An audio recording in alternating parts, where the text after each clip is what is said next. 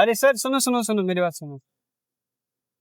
क्या बात हुई? एक बात बताओ सर, अगर हम बाहर निकल रहे कहीं तो कैश लेके, कितना कैश लेके जा सकते हैं बाहर?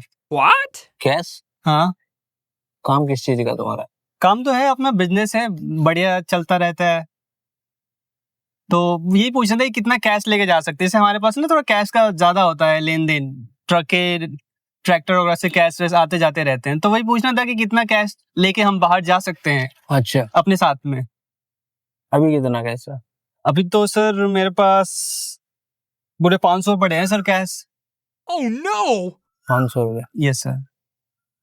जेने गांड में डाल के भोसड़ी का सीधा चला जा। कैश लेने की बता रहा, भोसड़ी का रैपट इतने जोर का मारूंगा अभी ठीक कर दूंगा। कैश कैश कह रहा, ट्रक चल ले तेरे गधे के लंड। चल चल भोसड़ी का कैश बता रहा।